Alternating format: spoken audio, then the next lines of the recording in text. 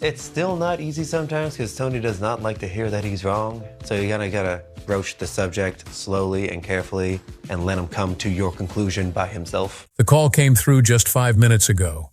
Tony Beets' dredge has suffered a catastrophic collapse, and the millions hanging in the balance aren't just about gold. Behind the twisted metal and shattered machinery lies a family empire tearing apart at the seams, secrets that should have stayed buried, and a betrayal no one saw coming. 5 minutes ago, the satellite phone in Tony Beets' hand might as well have been a grenade with the pin pulled. Kevin's voice came through the static, tight with something that sounded like panic, and Kevin never panicked. The words were brief, urgent. Get to the dredge. Now. Tony was already moving, his boots crunching through the December snow toward his truck. Behind him, Minnie called out something he didn't have time to catch. The tone in his son's voice had bypassed every rational thought and triggered something primal, something that came from 4 decades of knowing when disaster was about to swallow everything whole. Kevin's response to Tony's question about severity came after a pause that lasted 3 seconds. In mining, 3 seconds of silence before bad news means it's worse than you can imagine. Tony gripped the steering wheel to steady himself, his knuckles white against the black leather. The dredge. His dredge. The centerpiece of an operation he'd built over decades. The machine that had pulled millions of dollars in gold from the Klondike riverbed. The jewel of the Beets mining empire. Gone. The line went dead. Tony sat in his truck, engine running, heat blasting, but feeling nothing except the cold certainty that this wasn't an accident. 43 years in the mining business had taught him the difference between bad luck and sabotage. Equipment failed. That was the nature of the beast. But equipment didn't fail with falsified maintenance records and compromised welds unless someone wanted it to fail. His mind raced through possibilities, each one worse than the last. Who had access? Who had motive? Who stood to gain from watching the Beets operation implode in a cascade of twisted metal and financial ruin? The truck roared to life beneath him, tires spinning in the snow before finding purchase. Tony pointed it toward the dredge site, toward whatever disaster was waiting, toward answers he wasn't sure he wanted to find. Because in his gut, that same gut instinct that had kept him alive and successful through decades of dangerous, unforgiving work, he knew Kevin was right. This wasn't an accident. And if it wasn't an accident, that meant someone close enough to access his operation, someone trusted enough to move through his sites without suspicion, someone who knew exactly which structural points would bring the whole thing crashing down. Someone in his inner circle had just tried to destroy him. The question that burned hotter than any furnace was simple and terrible. Who? And more disturbing still, as Tony's truck cut through the Yukon wilderness toward the disaster site, was the growing realization that whoever had done this had been patient, methodical, and devastatingly effective. This wasn't opportunistic vandalism or a single act of revenge. This was planned destruction, executed over time, with the kind of intimate operational knowledge that only came from being inside the family business. The 15-minute drive felt like hours. Every turn in the road brought Tony closer to confirmation of what he already knew in his bones. His empire was under attack from within, and the enemy had just struck a blow that might be impossible to recover from. The unraveling. The scene at the dredge site looked like a war zone. The massive floating structure, which had floated proudly on the Klondike waters for years, now listed at a sickening angle, its starboard side half submerged. The main ladder, the mechanical arm that lowered the digging buckets into the riverbed, hung twisted and broken, its supporting structure sheared clean through in places that should have been the strongest points of the entire assembly. Tony stood on the bank, taking it in with the kind of silence that made grown men nervous. Kevin stood beside him, arms crossed, jaw working like he was chewing through words he wasn't ready to say yet. Monica was already on the dredge itself, picking her way across the damaged deck with the careful steps of someone walking through a crime scene. Because that's what this was starting to feel like. A crime scene.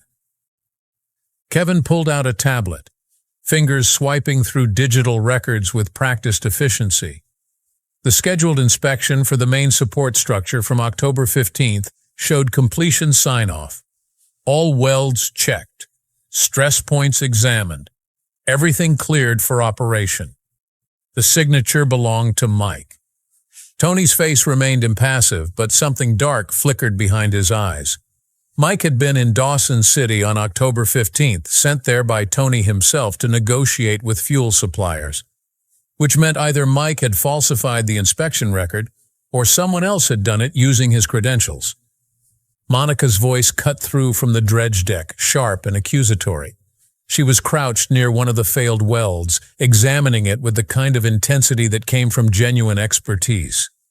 Monica had learned metallurgy and structural engineering specifically to understand the equipment that made or broke mining operations.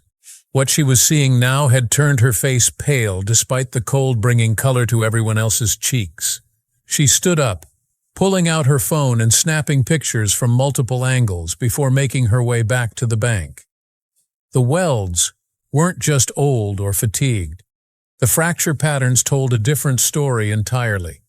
These welds had been compromised, cut into, not all the way through, but deep enough that normal operational stress would finish the job. Whoever did this knew exactly what they were doing. This was sophisticated sabotage from someone who understood structural engineering. Kevin pulled up another screen on his tablet. The pontoon assembly that had failed corresponded with purchase records for repair materials supposedly used during summer maintenance.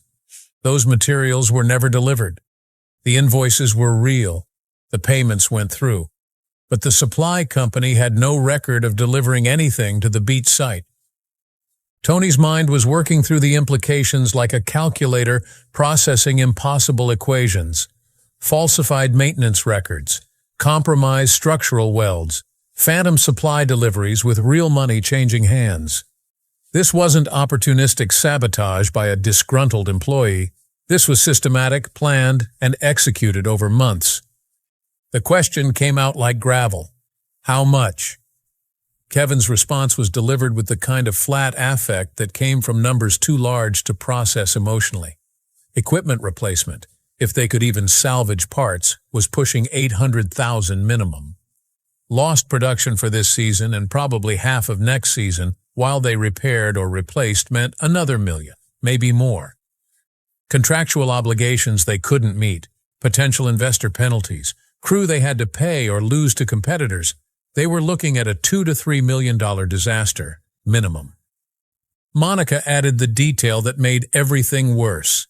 Their reputation. Word was already spreading. Parker's crew had been asking about their equipment reliability within an hour of the failure. Someone was making sure everyone in the Klondike knew the Beets operation had just suffered catastrophic failure. The implications were staggering and sickening. This wasn't just sabotage of equipment. This was coordinated destruction of the Beets operation, physically, financially, and reputationally. Someone had planned this with precision, executed it with patience, and was now making sure the damage extended as far as possible. Tony's phone buzzed, a text from an unknown number. He opened it and his blood went cold. The message was brief, taunting. 40 years is a good run. Time to let younger, smarter operators take over. Consider this your retirement notice. No signature, no identification. Just a message from someone who wanted him to know this wasn't an accident, and who was arrogant enough to taunt him about it. Blood and betrayal. The war room, really just the main office of Tony's compound, a converted container holding filing cabinets, computers, maps of claims, and decades of mining records, felt smaller than usual with the weight of accusation filling every corner. Tony sat behind his desk, Minnie beside him, while Kevin and Monica stood on the other side presenting evidence neither parent wanted to see. Monica's voice was steady despite the emotional weight of what she was saying. 3 months ago, she'd started noticing irregularities in the maintenance budgets. Small things at first, expenses that seemed high for what was supposedly being done. She'd mentioned it to Kevin. Kevin had started digging quietly. What they'd found was a pattern of inflated invoices, phantom supply deliveries, and maintenance signed off as complete when it wasn't being done at all. Every falsified record, every phantom invoice, every skipped inspection marked as complete traced back to Mike's credentials. Minnie made a sound like she'd been punched. Tony felt his world tilt again, different from the shock of the equipment failure. This was personal. This was family. Kevin pulled up files on the computer, displaying them without commentary. An invoice for $23,000 in pontoon repair materials dated July 8th. Mike's signature approving the expense, the payment going through, and the supply company's record showing that order was canceled 2 days later, with the cancellation requested by someone using Mike's email. Minnie's question was barely a whisper. Where did the money go? Monica pulled out her phone, displaying a banking app Tony didn't recognize, into an LLC registered in Whitehorse. It had taken her 2 weeks to trace through the shell companies, but she'd found it. The LLC was owned by Mike and Bianca, Tony's youngest daughter, the one who'd always been closest to Mike, the two youngest kids forming their own alliance within the family dynamic. If Mike was involved, and Bianca was his business partner. Tony asked the question, though he wasn't sure he wanted to know. How much? From what they could trace, over $300,000 in the last 18 months. But that was just what they could definitively connect to fake invoices and phantom expenses. If they'd been skimming from other budget lines, taking kickbacks from actual suppliers, selling equipment on the side, it could be twice that. Tony sat down heavily, suddenly feeling every one of his 64 years. His son, his daughter. Stealing from the family operation, falsifying records, and if Monica's assessment of the sabotage was correct, possibly going even further and deliberately destroying equipment to cover their tracks or create the perfect storm that would let them step in and take over when he was too broken to fight back. Minnie's voice carried steel Tony rarely heard. Where are they now? Mike was supposedly in Whitehorse dealing with permit issues. Bianca was allegedly in Vancouver meeting with investors. But both trips had been scheduled within 48 hours of each other, both supposedly urgent, both getting them away from the site right when the failure happened. That wasn't coincidence. They'd known this was coming and made sure they'd be far away with alibis. Kevin's phone rang. He listened for 30 seconds. Then his face went gray. Someone had just initiated a transfer of $800,000 from their operational account to an external account. The authorization used Tony's digital signature. Tony reached for his phone to call the bank, but Monica's voice stopped him. It was Mike. He had access to Tony's signature from all the documents he'd signed off on electronically. He was making his move right now. While they dealt with the disaster, he was draining the accounts. Minnie stood abruptly, her face flushed with anger. They needed to call the police, the bank, their lawyers. This had to stop now. But even as she said it, Tony's mind was working through the brutal calculus of what a public fight would mean. Police investigation would shut down operations completely. Bank fraud charges against his own son would destroy the family. Legal battles would consume time and money they didn't have. And the entire mining community would watch the Beets family tear itself apart in full view. Which might be exactly what someone wanted. Tony's voice was slow, deliberate, as the pieces clicked together. This wasn't just Mike and Bianca. They weren't smart enough to plan something this sophisticated. Someone was helping them. Someone with mining expertise, financial knowledge, and a very good reason to want the Beets operation destroyed. Kevin and Monica looked at each other again, that same unspoken communication. Tony commanded them to tell him what they knew. Kevin took a breath before delivering the information. Parker Schnabel's accountant had resigned 6 weeks ago. They knew who had hired him. This wasn't just betrayal by his children. This was corporate warfare dressed up as family drama, and Tony had been blind to all of it until the knife was already buried to the hilt. The room fell silent except for the hum of computer equipment and the distant sound of heavy machinery from the yard. Outside, the Yukon winter continued its relentless grip, indifferent to the human drama unfolding in the converted container. Inside, a family faced the terrible reality that blood wasn't thicker than ambition, and trust, once shattered, left wounds that might never heal. The hidden war. The revelation that Parker Schnabel's former accountant was involved changed everything. Tony sat in his office, surrounded by his family, and felt the full weight of how thoroughly he'd been outmaneuvered. This wasn't opportunistic theft by wayward children. This was strategic assault coordinated with one of his biggest competitors. Kevin pulled up a professional profile on his laptop. Danny Etheridge. Worked for Parker for 7 years. Resigned suddenly in October, supposedly over differences in operational philosophy. His specialty was corporate restructuring and hostile takeovers. Monica had pulled out a legal pad and was making notes with focused intensity.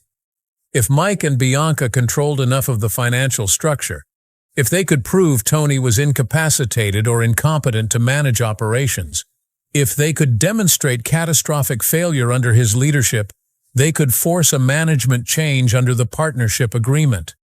And once they were in control, they could make whatever deals they wanted, including selling portions of the operation or forming partnerships with competitors. The implications hit Tony like a sledgehammer. Parker wanted his claims. More specifically, Parker wanted the dredging operation. He'd been expanding into riverbed mining, but didn't have the experience or equipment Tony did. If Mike and Bianca took control and then structured a partnership with Parker, giving him access to the dredging knowledge and equipment in exchange for financial backing, Parker would own half the Beets operation without ever having to outbid Tony for claims or build the expertise himself. Kevin had been tracking Parker's movements for the last 3 months. 5 meetings in Whitehorse with mining equipment brokers, not buying, selling. Parker had been liquidating equipment, turning assets into cash, like he was preparing for a major acquisition. Minnie spoke quietly from her position by the window, staring out at the equipment yard where millions of dollars in machinery sat idle, some of it now permanently damaged. Or Parker was helping Mike and Bianca prepare to buy Tony out. If they forced him out using the partnership agreement, they'd need cash to buy his share at fair market value.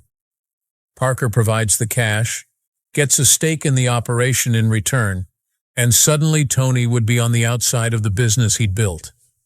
Tony's phone rang. His lawyer, Jason Mitchell, was calling at 7:30 on a December evening. That wasn't a social call. The news was devastating. Someone had filed for an emergency operational review of the Beets mining operation, claiming gross negligence and management incompetence, resulting in catastrophic equipment failure and financial crisis. The filing requested temporary suspension of Tony's management authority pending investigation. The petitioners were listed as concerned stakeholders within the operation: Mike Beets and Bianca Beets. There it was, the killing blow. His own children, using the disaster they'd helped create, filing legal action to strip him of control over the operation he'd built from nothing. Jason's voice was heavy with bad news. Under the partnership agreement's crisis management provisions, they could request an emergency review. Whether they'd succeed was another question, but the request itself triggered an automatic 72-hour hold on major operational and financial decisions.